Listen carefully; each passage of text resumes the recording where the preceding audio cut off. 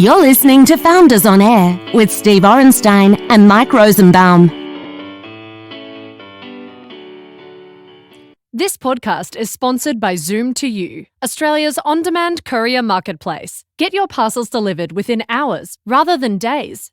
So today we have with us Ben Chong, partner at Right Click Capital. Welcome to the show, Ben. It's great to be here, Steve and Mike. So thanks so much for joining us. It's, as I said earlier, it's very nice to be asking a VC lots of hard questions rather than the other way around. Yes, getting grilled is always an experience. So why don't you share with us a little bit about sort of how you got started in the VC world and a little bit about your background for everyone to understand? Sure. Thanks for the opportunity to chat with you both. I've been really fortunate to have been part of the tech community in Australia since the mid-90s. I was at university in the mid-90s with my good friend and business partner back then, Ari Klinger, who's one of my business partners still today, all those years on. And we were enamored by this thing called technology, by this thing called the information superhighway, which really was the internet.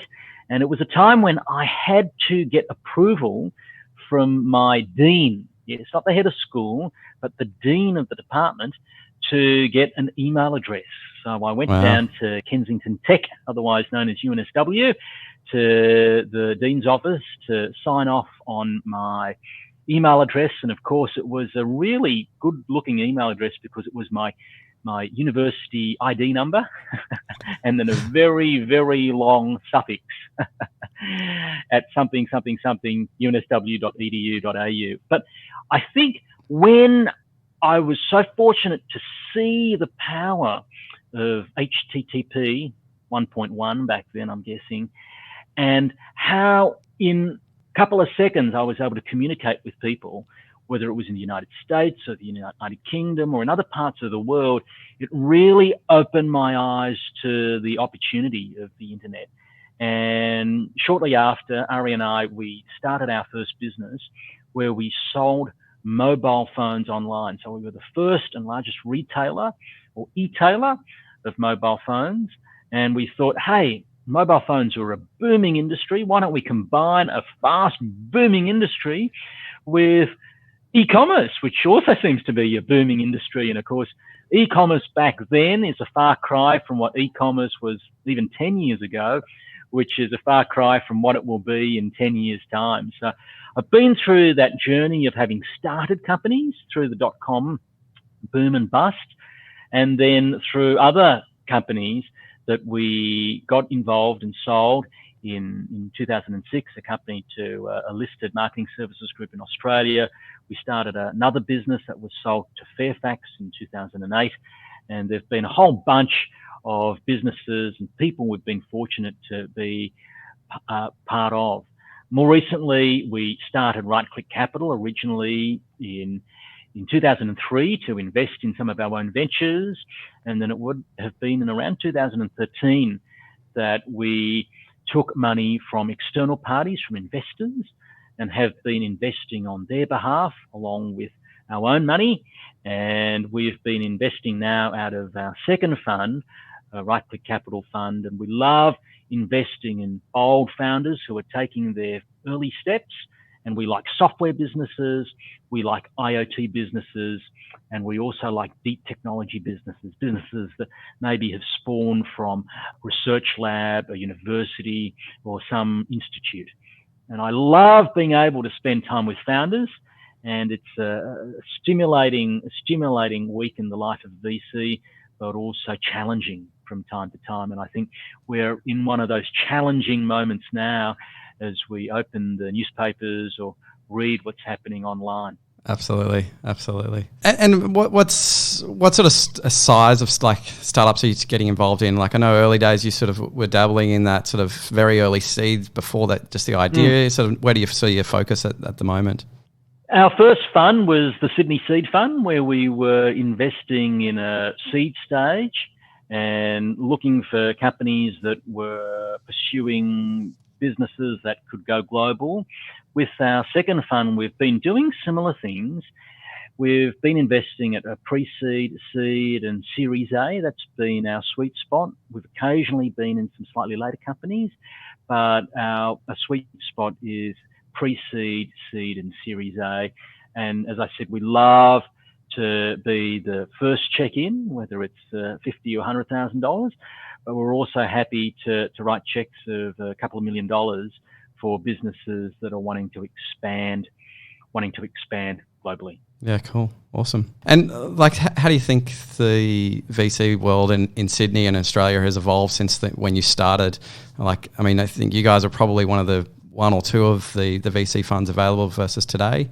Look, I think Australians can be grateful that thanks to the efforts of a number of key people, they have been able to grow the VC space.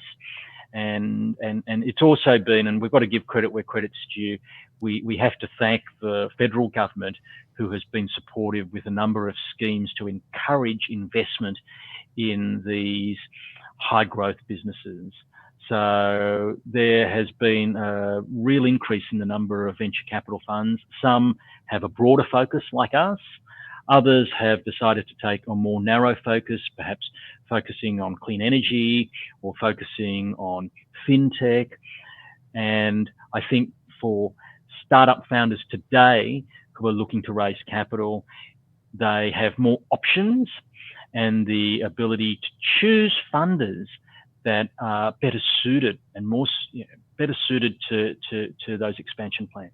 Yeah, it makes sense. And so, if you like to share, sort of what's been your best investment to date, and why do you think that's been the case? Look, this is a little bit like asking who are your favourite children. One of the companies that would be very fond in our minds is investment that we made in the Sydney Seed Fund called Trademark Vision. This is a deep technology company that was spun out of NICTA and now called Data 61. And this company made use and still makes use of computer vision to assist in the world of trademark or copyright. What happens when you file a trademark application? You used to have to describe it in words. These days, with the search engine from Trademark Vision, you're able to search visually. And it was almost like a Google image search before its time. And we're excited about it because the founders about 18 months ago decided to go on this journey of selling the business. And there was interest from one of their largest distribution partners, which was a private equity-backed company based in the United States, who made a very, very strong offer. So we're fortunate to have seen the lives of founders change, and also for our investors to get a very strong return. Yeah, awesome. On the flip side of that, without naming names, I guess sort of your worst investment, I guess not necessarily knowing who it is, but just like why you thought that was a really bad investment, and sort of how that sort of your thesis switched or your learnings you had from that. There've been a couple. I think what I have come to realize more is that the world of startups are tough. And one that comes to mind is where there were some relational breakdowns between the founders. And I think when you're placed in a pressure cooker situation, and even though they had a great product and they were working well together, seemingly, I think there was this undercurrent that built up and there was a breakdown in the relationship. And that's always very painful. We invest a lot in trying to get to know founders and in trying to provide helpful feedback to founders. But ultimately, it is founders who are the real drivers of success in the business. And when you have two or three and perhaps one doesn't get on with the other two, or vice versa, it can be terribly destructive and sad in a way to see some of the potential opportunity pass. Yeah, okay. So Steve and I are sort of amateur angel investors. We do a little bit of investing on the side, apart from running our businesses, 101% of the time. And I guess often what we hear from other founders, and I guess this is sort of advice for ourselves as well, is, how do I raise capital? So could you sort of walk us through, from your sort of perspective, let's say an early stage business, it's got a little bit of traction, a little bit of revenue, not a lot. What steps should they take? How should they be thinking about raising capital? And then perhaps at the next phase, so maybe call it pre-seed and then, I don't know, post-seed or something like that. Sure. So I'd suggest at a really early stage, it is helpful to think about why do you need to raise capital. And you might be familiar with the work of Simon Sinek, who often asks the question, what is your why? And then once you know your why, go and ask why again. And I think founders should adopt a similar approach when it comes to raising capital. Why do you want to raise capital? Just because you've raised capital doesn't mean you're successful at life or in business. It just means you're successful at raising capital. So if you do want to raise capital, what do you want to do with it?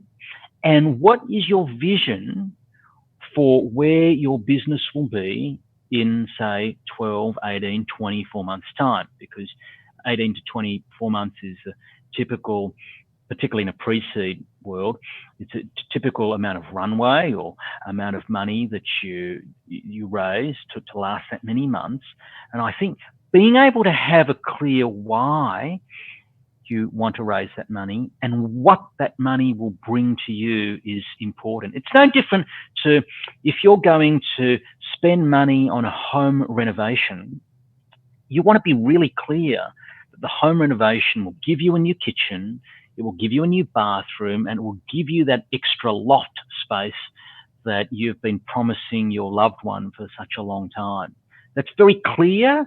It's quite you can put that in dimensions, and you'll hopefully be able to show that if you spend X dollars on this renovation with the kitchen, the bathroom, and the loft, that the value, the capital value of your home is more than it is now, and hopefully more than the sum of the value of your home now plus the cost of the renovation. It's very similar when raising capital. Now, of course, there are heaps of guides on the internet, and I can recommend one of my colleagues and partners at RightClick is called Gary, and he has a website which is after his surname, Visonte, VISONTAY.com, and he has a great slew of resources for Australian startup founders. So there'll be resources there on how to create a deck, how do you get your pitch together, et cetera, And I think once you have this clear why and how, etc., then being able to put that on paper in some kind of deck and being able to explain that clearly is really helpful.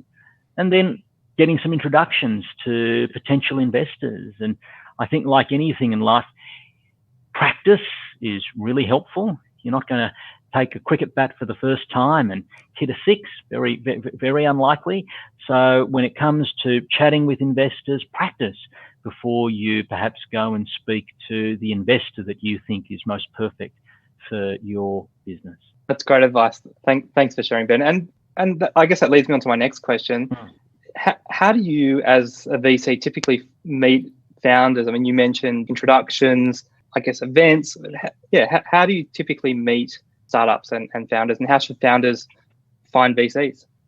Yeah, well, the great thing is that VCs are not shy people. You are able to look up lists of VCs. In fact, for the government, I think you go to business.gov.au, has a list of VCs that are taking part in a government VC program. So you can certainly hit us up there and you'll see a bunch of other colleagues. I think going to networking events is really helpful. Being able to practice your pitch at the various co-working spaces or startup hubs can be a great way to hone your approach, but also to meet with VCs. Personally, I spend time at events, at pitch competitions, not only in the city that I live, which is Sydney, but I spend a bunch of time in Melbourne, in Adelaide, in Brisbane, for instance, and I help with fundraising workshops or pitch presentation workshops. And then I'm really happy to receive what we call inbound deal flow, which is connections from founders. So whether it's on LinkedIn or sending an email, we're really happy to get that feedback. And to go back to the question that you asked before, what are some of the ways to prepare yourself if you're a slightly later stage business for investment? I think it's very similar to the pre-seed or the seed stage, but it is being able to show and present a narrative around what you have previously accomplished and what you will accomplish in the future based on the foundation that you've built with the money. So I think being able to have this beautiful narrative where you're able to show these are the foundations that we've been working towards. And hey, it's okay. Sometimes the foundations are a little circular as we iterate and try to find that product market fit, or realizing that we were going after customers who perhaps have the favorite color of red, but really we should go after customers whose favorite color is yellow or blue. Like they're more likely to buy our product. And then being able to generate more sales and scale thanks to additional capital. So I think being able to tell that story, tell that narrative in a logical, sensible fashion is really helpful. And I think key question that we will often ask is, well, how big is your market? What progress have you made towards that market? And then what are the things that you're going to do, such as the team or the technology or the sales channels that you're going to employ in order to help you get on this journey towards high growth.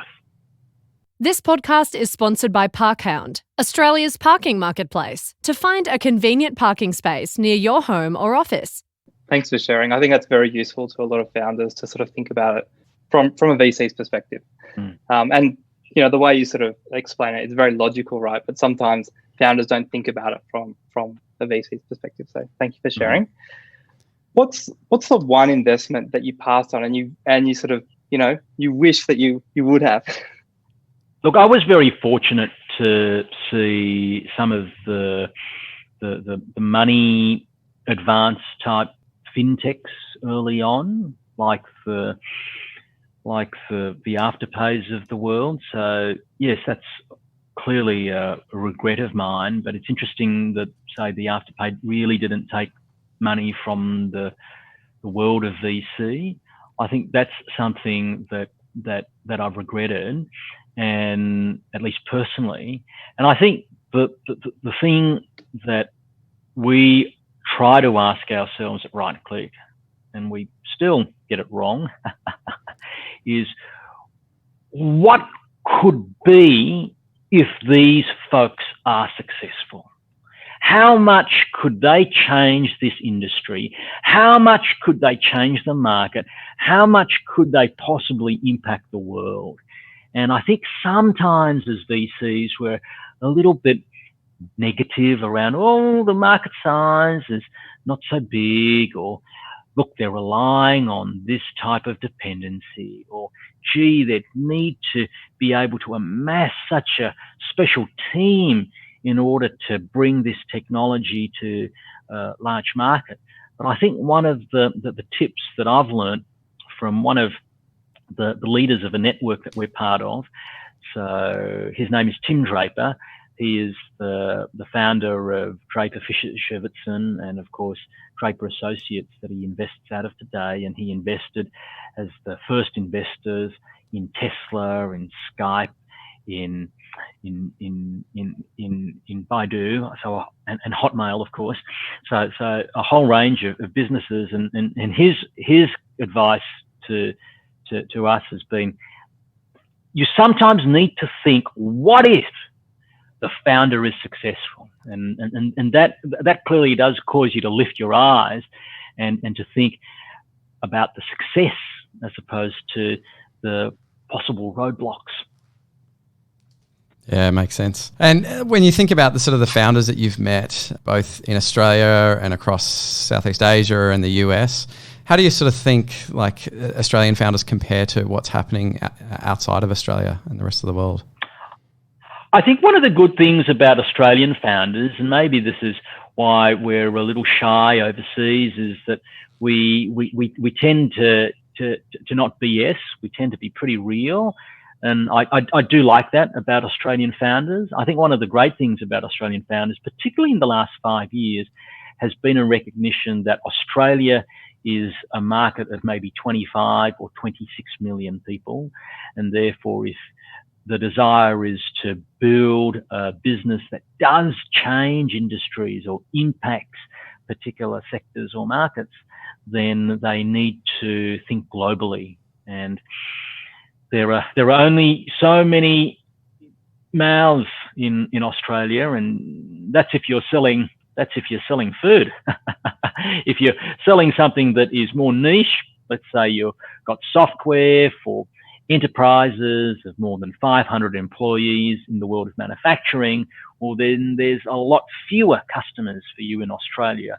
And therefore, if you wish to become an influencer, changer of industry, then you've got to work out what are the international markets you wish to conquer. So I think that's great that Australians have been going down that track.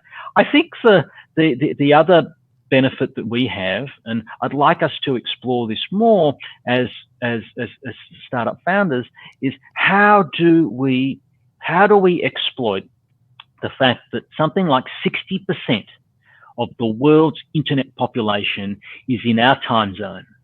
So if we just got up a little bit earlier, we'll have more of the United States, the continental United States.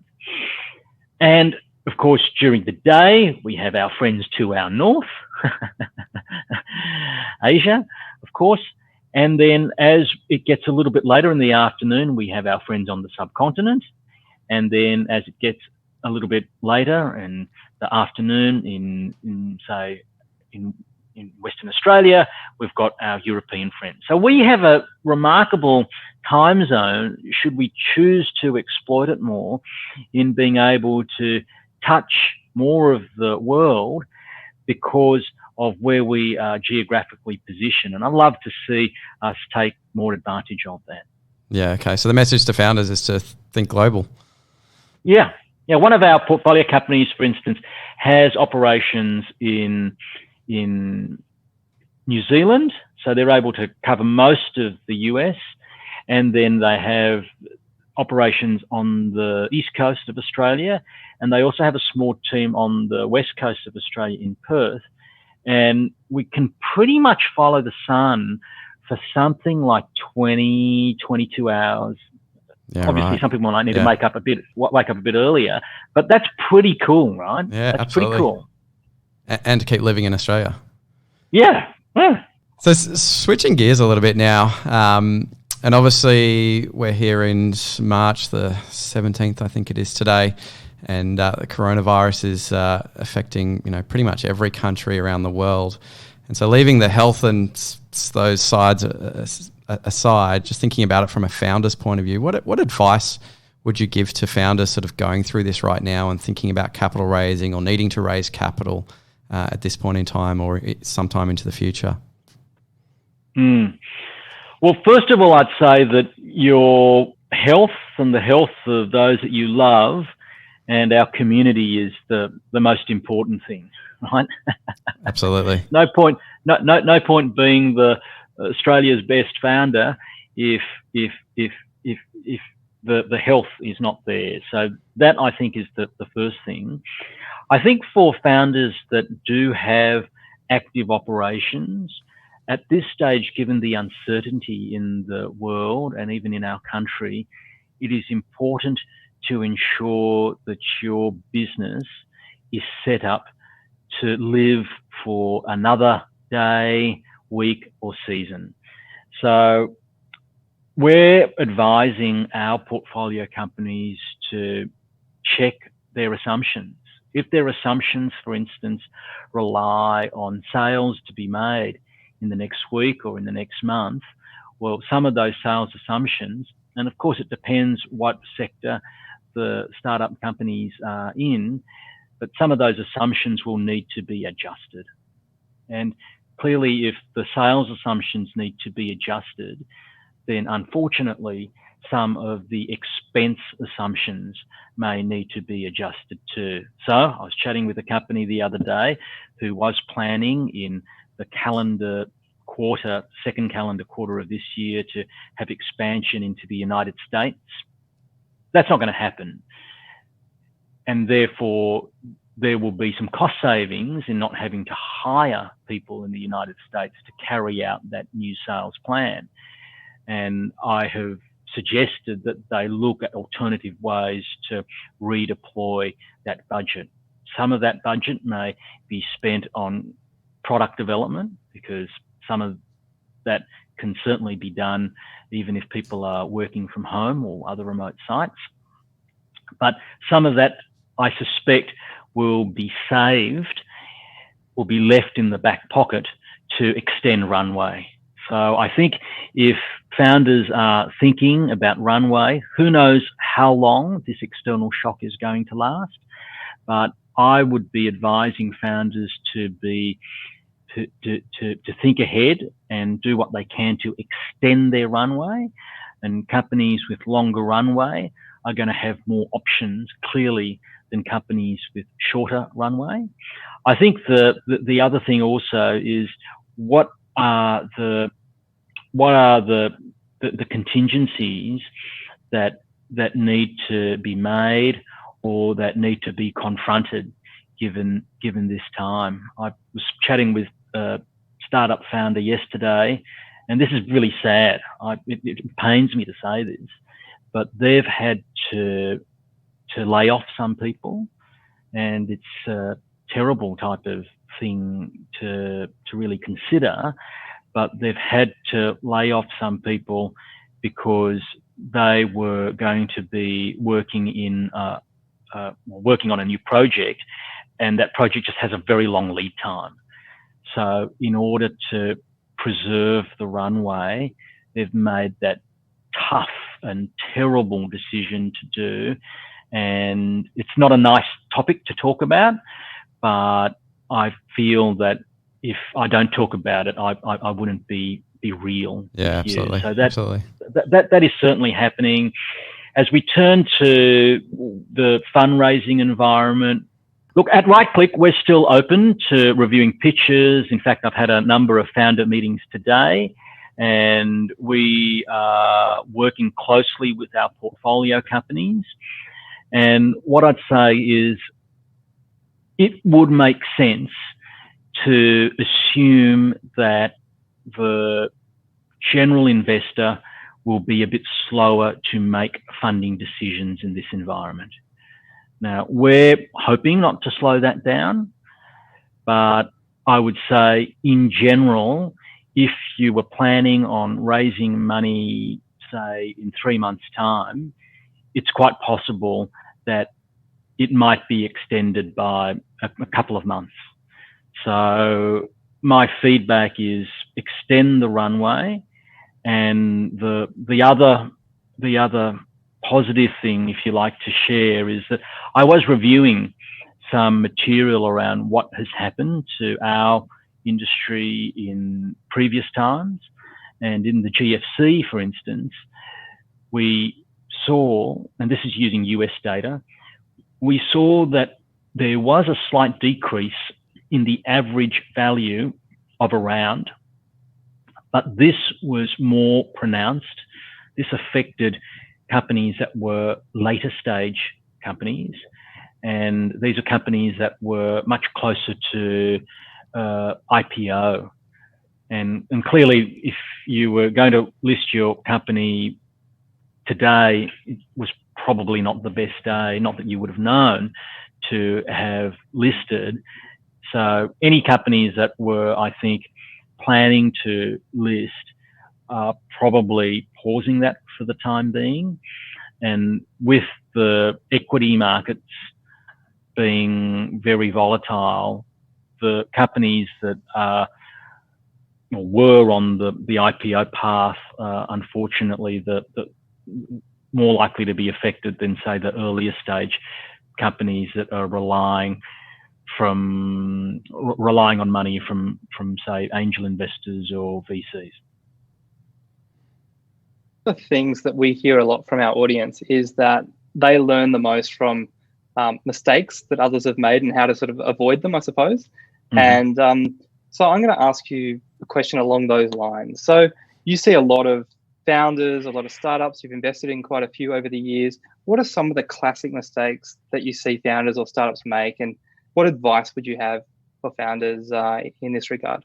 Yes, I think one of the first things does come back to your topic of product market fit and traction. And that is, it's really important to work out in the early days who your customer is and get to know them very well. And then once you get to know a few of them really well, try to get more of them on your book to know very well. Because I think unless there is a real clear understanding of who that customer is, it's very difficult to then pursue a marketing campaign to grow the awareness and the usage of your product. I think that's the first thing.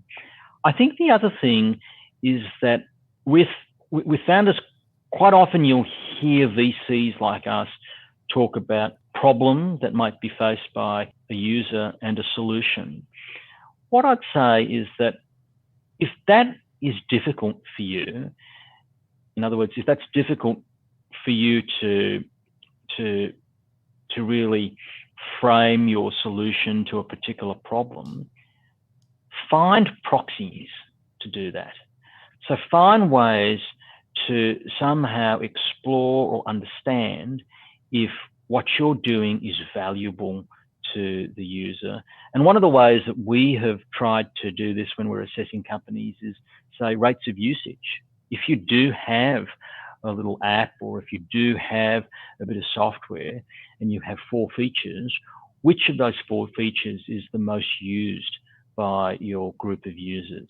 How often is it used? When is it used? And I think trying to gather that real information and usage behavior is so important.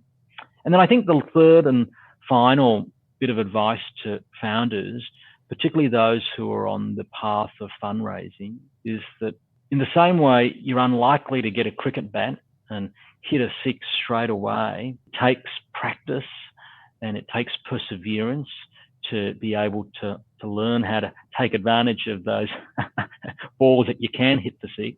When you are fundraising, practice, get the feedback, iterate and practice again, and do not think that you can simply raise money in 1 to 2 months. It doesn't happen. Even the best fundraisers take a number of months to raise their capital.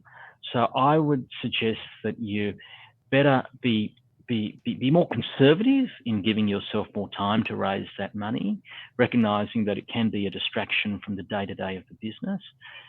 But if you are planning in advance, then hopefully you're able to time your raise such that there is less impact on your day-to-day business, and that you also, with the practice and the improvements from the feedback, have a much greater chance of success.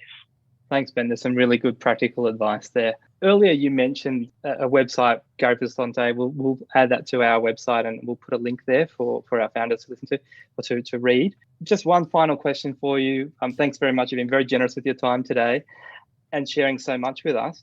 Is there a book or an article or someone that founders should follow to kind of get some inspiration or some ideas? Yeah, one final thought for the day. Look, I have been really interested in Tim Draper's book, which is called The Startup Hero. which is pretty cool. And you can hear some of his stories and sayings from that book. And then I think the other one, which is a classic, is the book that has been written by Ben Horowitz, which is The Hard Thing About Hard Things. Yeah, that's my favorite. It's a good book. Yeah. Well, thanks so much for joining us today, Ben. You've had some great insights, and I'm sure lots of people are going to really enjoy this episode. So thanks so much for your time. Thank you, Steve. Thank you, Mike. Have a good one. You've been listening to Founders on Air with Steve Orenstein and Mike Rosenbaum, a podcast designed for founders by founders to help you scale your business. For show notes and to ask questions for future episodes, go to foundersonair.com. Thanks for listening, and don't forget to subscribe. We'll see you next time.